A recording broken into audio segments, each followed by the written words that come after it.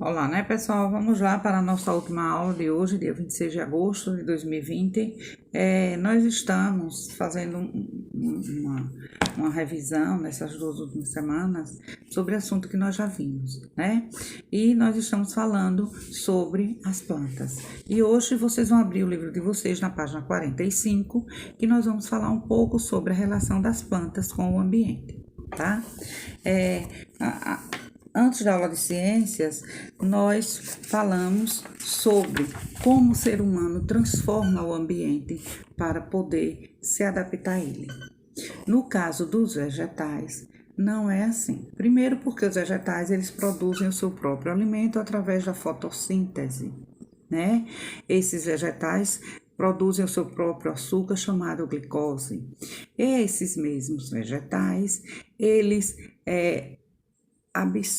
absorvem gás oxigênio, libera gás carbônico e depois ele devolve para a gente o gás oxigênio, que é o gás que a gente respira, né? Tudo isso é naquele processo de fazer o seu alimento. Então, veja aqui os vegetais, a importância deles na nossa vida.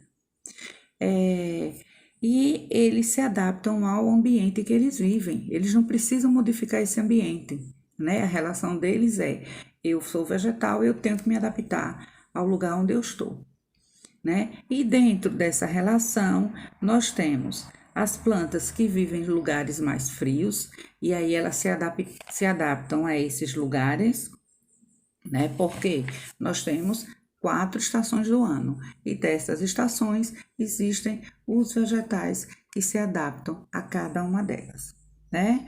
Os elementos que as plantas utilizam para crescer muitas vezes não vêm diretamente do solo. Elas podem se fixar em diferentes substratos, como pedras, troncos de outras árvores, muros, telhados e até na água, né? Podemos encontrar vegetais sobrevivendo nos mais diversos ambientes, em regiões com temperaturas mais baixas. Há espécies que conseguem sobreviver aos períodos frios e nos desertos, mesmo quando pouco favorável à vida, também há espécie que sobrevive ao intenso calor e à falta de água, né? Então vejam como eles são inteligentes, né? Os vegetais.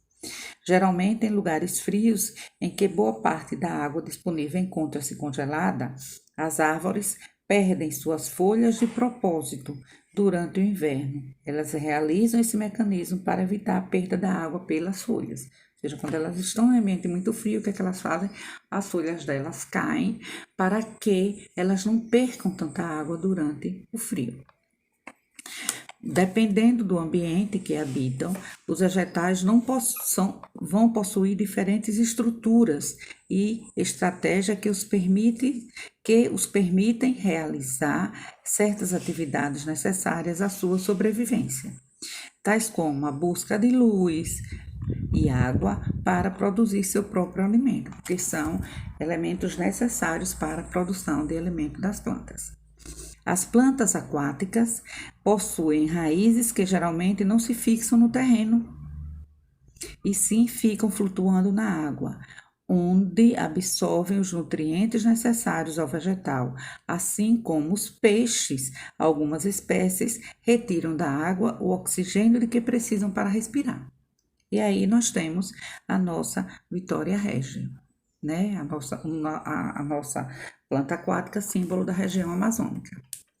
Os vegetais adaptados a viver em lugares secos, como a caatinga aqui no Nordeste, né, geralmente possuem caules e folhas carnosas, capazes de armazenar água para os períodos de estiagem. E aí nós temos o exemplo da árvore barriguda.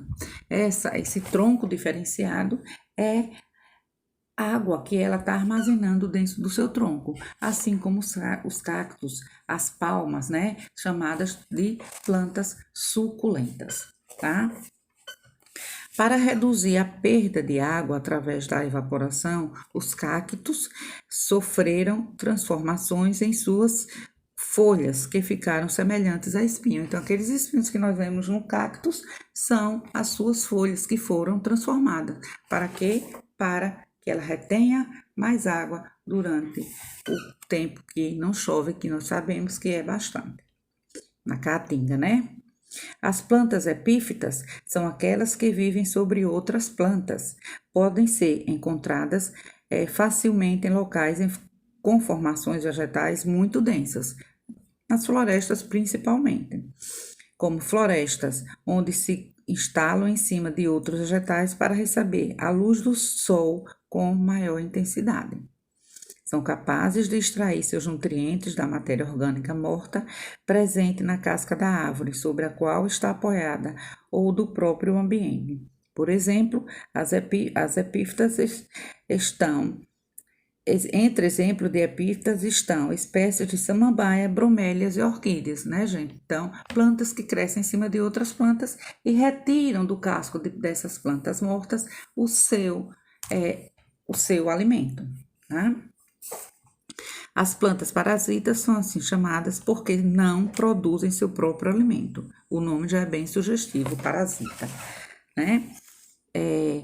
Mas retiram de outras plantas, chamadas de hospedeiras. Então, as parasitas se hospedam em outra planta, chamada de hospedeira, e retiram dela o seu alimento.